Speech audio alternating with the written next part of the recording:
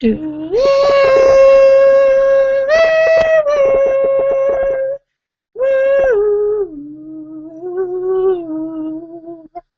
Yes, hello again for Arquin Solis's Rant Reviews. Now, I call this a rant review because as much as I love Doctor Who, I can't forgive it its faults, unless, of course, it'll be explained later on in Series 8. Some of the mostly faults that I'm thinking of in this special anniversary edition, which was before, I think, the, what was it? I think it was the time of, no, this is it. This is called the time of the Doctor. I think. There are too many specials. Too many names. No, the Doctor, Day of the Doctor. Uh, um, the name of the Doctor was this series from. There was the yes, and then there was the. It's all the specials after it that was confusing me.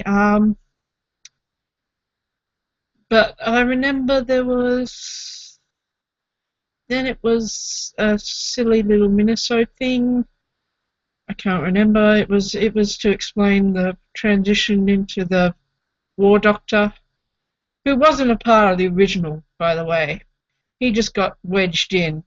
He wasn't part of the original, like 12, 13 Doctors, whatever you call it. He was wedged in there after they decided to get John Hurt to be in the series, just to explain why he's there in the series finale. So, yeah, that's why he was wedged in there. Yes. And it becomes a bit convoluted, but in my mind I've got it sorted in context of how many Doctors there are. But anyway, I'm getting ahead of myself. I'll explain into that further. In the timeline of the Doctor and the 50th anniversary special,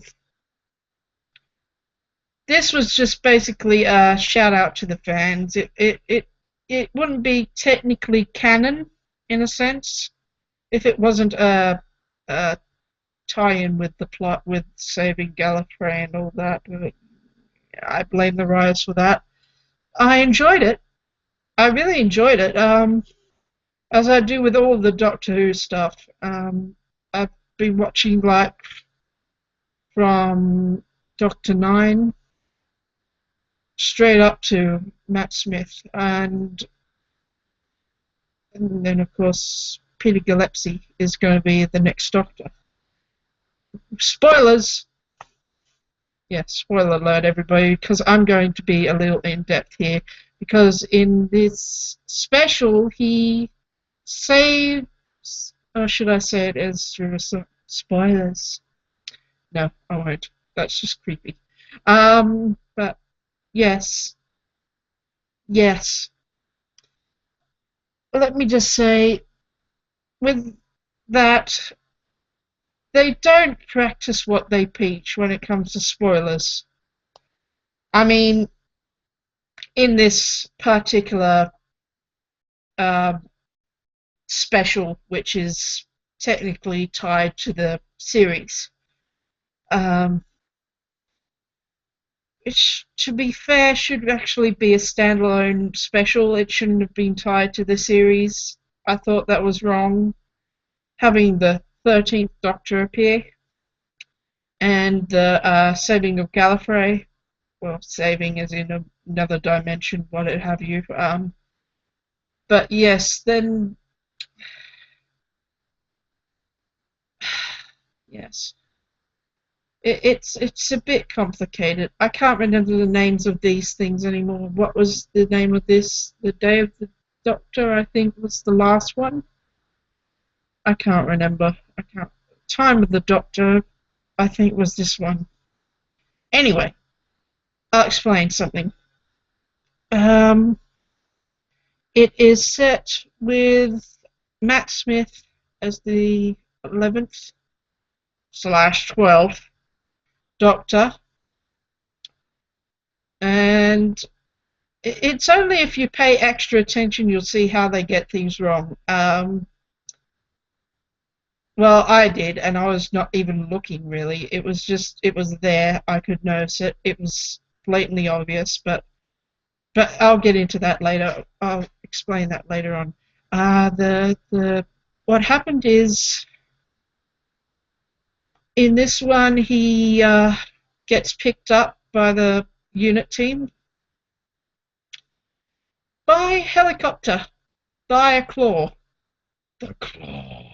No, just a claw thing that just picks up the TARDIS. Yeah. Now, that first off is just stupid to me. Unless, of course, the TARDIS thought it wasn't in any danger, then it would allow itself to be picked up. Which makes sense, makes sense. Um, yeah, this has already a spoiler in the credit titles.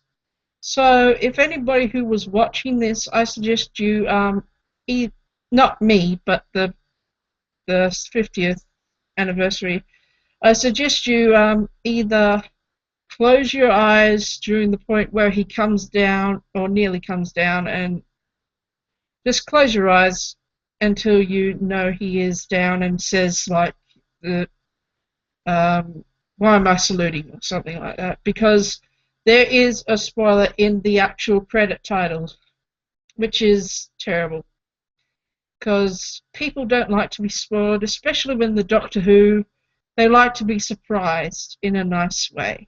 It is Doctor Who, and everybody loves being surprised. Because I'll tell you the spoiler now. If you don't want to listen, just mute me now. And they have Billie Piper as Rose in the credits. Not Rose. They don't say she's as Rose, but it's Billie Piper. Who else is she going to be? God damn it. They spoiled it. They spoiled that. I mean, I've only just like recently watched the 50th episode, not episode, I mean 50th anniversary episode myself, so I'm able to glaringly see these mistakes because I'm a Doctor Who fan who feels it needs to be said because they need to work on the writing more or something. It feels like it was a rush, just slightly rushed project. But I guess they had limited time because it was the anniversary coming up, so yeah, I don't blame them that much. But so apparently, okay, there is also this problem. David Tennant is in this. I love David Tennant. He's my favourite Doctor, so I'm glad they have him. Um, Matt Smith is in this, and John Hurt is in this. That's fine. What I find lacking is number 9, Chris Eccleston. Yeah, a lot of people were a little disappointed about the lackluster of him. I know they couldn't have him in as much, but they did have him. I know people would complain more than they should because they did have a small snippet of him in there. They just, they have small snippets of all the previous Doctors in here. Spoilers. Anyway, and apparently it's just a convoluted death trap, really, to get you thinking too much. There's too much going on, but I see through all the bullshit. I know what's happening. I know what's going on, and some of it is just too confuddled for words. There's too much going on that needs to be going on, which is like Doctor Who. But it was done in a way that it's apparently just trying to, distract you from something. I loved Clara being in this. It was good. She was good. I loved um, I loved seeing all the new aliens. The I've already forgotten their name. The red ones with the I can't remember the that transform into people or whatever, camouflage themselves, I guess. But this is part of my rant. That storyline goes nowhere. Um, they forget who they are for 2 hours and they just decide to live with the humans. What the fuck? That is just a rushed explanation of what happens. I know it's probably a sappy way of doing it, but it's also a way that's sort of good in a sense because they see the human side, I guess. But I just felt it was a little not too honed too much because you see the monster alien with the respirator, or the girl. I forget which one. It has the inhaler, but gives it to the other one because she's coughing. Yeah, I can see how that works, but it doesn't really work. It only works in the sense that you think, oh, so they know who's who. You don't think, oh, okay, so they're going to live peacefully now. You've got to vocalize it. Otherwise, it'll just go over the heads of like kids and other people. Um, but I enjoyed it just for the sake of seeing, monsters that can transform into aliens that can transform into people. I'm trying to think what else happened. Yes, Rose being in this. I like the fact they used her as Bad Wolf. Um, it's not really her in a sense. It's the moment taking the form of Bad Wolf Rose, not ordinary Rose, not for any reason except I guess because it's possibly the most. I don't know. It's. I have no idea why it takes the form of Bad Wolf, but I think because it's the most intimidating thing the Doctor has ever seen in his life. It's a scary phenomenon. Phenomenon. Ba, ba, da, da, da. Anyway, um, what else happened? The moment it doesn't really do anything. It's just there to guide the Doctor in his hour of need. The John Hurt one. Um, it is a weapon of consciousness, which I thought was a brilliant idea. What else? They had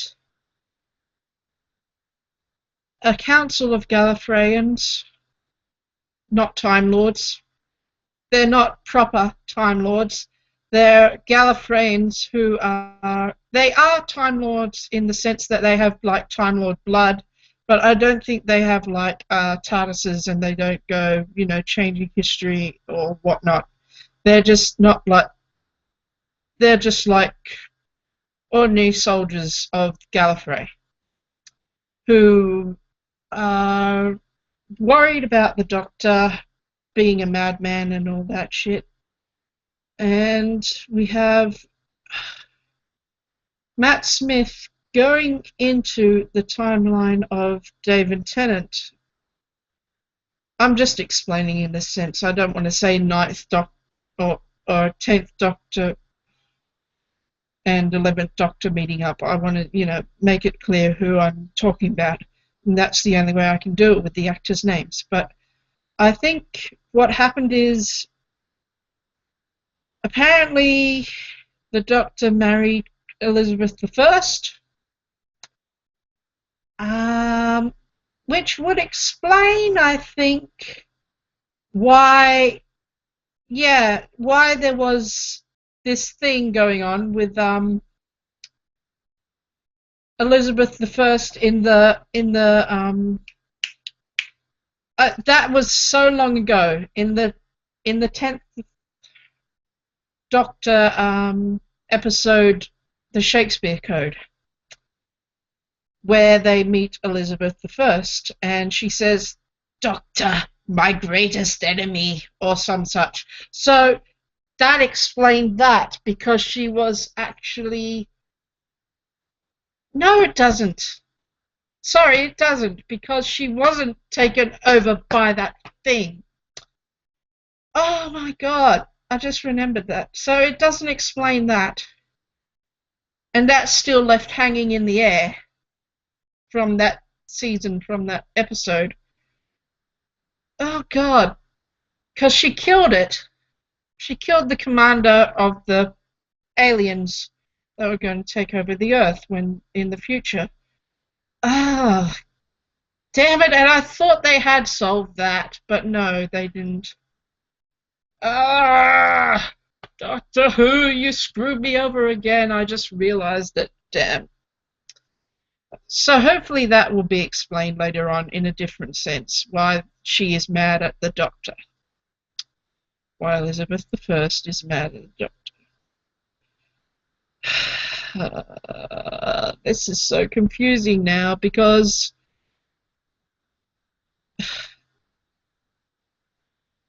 the Queth, I think they're called, or something, whatever, they're that stupid. Not their name, just the reason I'm thinking of, because of the humans. They're locked in the room, the humans and the Queth, and they don't know who is who. And yeah, it was just they just left them like that. After 2 hours, they would find out who is who, and I don't know. I'm sure. I'm thinking that's what's going to be explained in season 8. At least I hope so, because otherwise. And yes, as I said, I think of things like the thing from the Shakespeare Code from the Elizabeth I talking to the Doctor as her greatest enemy, because it doesn't make sense to me. So I think, I wonder if they're going to recalify that at a later date. But they haven't yet so far, but hopefully they will. Be a good reason for David Tennant to come back, because he did marry her. He did marry her. Though he did insult her, but I think forgive, forget, because he still was in the painting with her, so I don't know. But anyway, I'm trying to think what else there was. Okay. Having Peter Galbardi, whatever, the 13th Doctor, come in, that is a spoiler, because the 50th anniversary came before the special, which showed him turning into the 13th Doctor. And it would have been better, I think. That's what I think happened. I don't remember if this came out first or the Time of the Doctor, I think it was, that came next. If it did, then they fucked up royally. But if it didn't, then that's fine. But if they did, God, what a spoiler. God damn, what a spoiler. And then it wouldn't even make sense, because we have the 12 Doctors, right? Now this is what really gripes me. We have the 12 Doctors. 12 Doctors, except apparently he doesn't count the John Hurt self. That's 13. Plus the guy who is named 13 would be actually 14. And if you go by how David Tennant was died twice, then he would be actually number 50. So did he, I don't know, did he, at least 15th or 14th he'll be. So did he cheat the Time Lord rule? Or, or did the Rise just fuck up? I think they just fucked up. That's a real gripe to me as a Doctor Who fan, remembering exactly how many regeneration cycles he's been through and how many actors have portrayed him. So he should be the 14th or 15th Doctor by now, Peter Capaldi, based on what I've seen. Um, so those are really the gripes I had with the special, with the 50th anniversary special. Now, the only really good thing, besides, the aliens turning into copies or whatever, and other stuff, I still loved it. It's Doctor Who. You still gotta love it.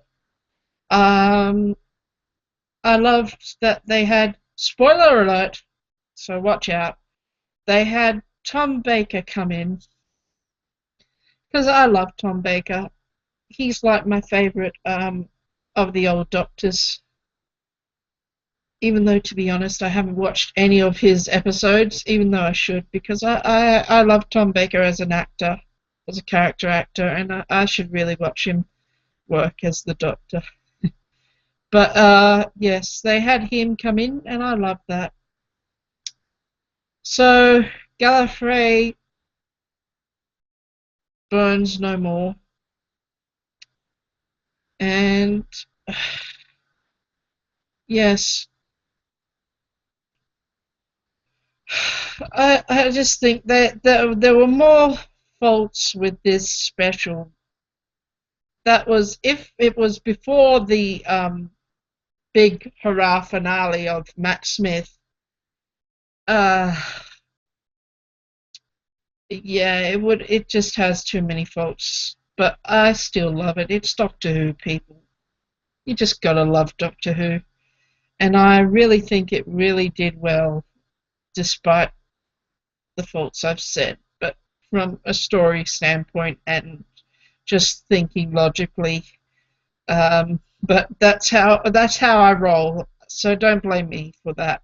It's just I can't help it. It's just I've got to bring these things to light so that they don't make mistakes like that again, because I absolutely love Doctor Who and I want them to do well. I know they probably won't acknowledge this or anything. I just want to get it out there. I just want the people to know. And and that's really all I have to say about it. I just wanted to rant a little because I wanted to get it off my chest and out of my mind, because it was bothering me. Some of the stuff that didn't make sense in this anniversary special. But I still love Doctor Who. I still like this special. And I absolutely love the finale of Matt Smith's final hurrah and everything. Bravo. And that's all I gotta say. So aside from those few small nitpicky things that, well, not really small or nitpicky, but a few, aside from those things, I loved it. It was a great anniversary special. Blah, blah, blah. That should be revered in time forever because of having all 12 Doctors make a sort of appearance. Uh, Including Chris Eccleston. He did appear once or twice, even though you couldn't exactly see the transition when John Hurt regenerated into him exactly properly, which is a shame. But I mean, I'm sure they're gonna bring him in later on as a special, possibly, or in an episode, maybe. Because why else would they hold that back? I think those are my predictions. They're gonna have to explain why Elizabeth I hates the Doctor from the Shakespeare Code. They'll have to explain why the aliens suddenly, even after only like 2 hours, they'll retain their memory again, and of course have to deal with that the activation code of the bombs underneath and all that jazz. Uh, yeah, that whole storyline needs to be resolved. So I'm sure they'll do that in season 8, or at least I hope so. And yeah, that's pretty much it. The number factor of the Doctors is just me. I just notice these things. That's all. I know he said that one of them was grumpy and probably didn't regenerate again. So I know they're only going by faces, but by regeneration standards, and by the way they horned in John Hurt in there, it should be number 14 or 15 by now, not 13 Doctor. Not 13th Doctor. It's more like 14 or 15. Just getting it right out there, getting the right number out there, people. Anyway, that's all really. That's all I gotta say about Doctor Who, the 50th anniversary special. I enjoyed it, mostly, but I still enjoyed it. It was pretty good. Um,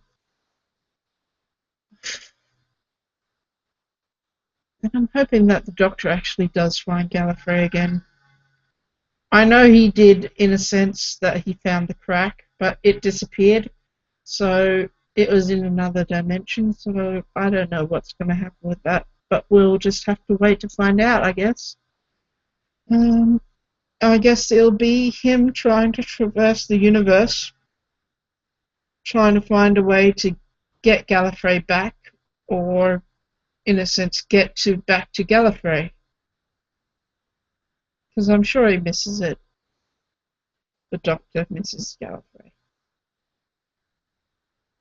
That might be the clench hook for the next season, season 8, I think, maybe. It seemed like it by the way they were talking in the special, so possible. But we'll just have to wait and see. Anyway, this has been Arquin Solis with my rant/review, mostly a rant because I need to just get things off my chest, but I felt it was really good to do that, of Doctor Who, the 50th anniversary special. Yeah, so that is all. Goodbye.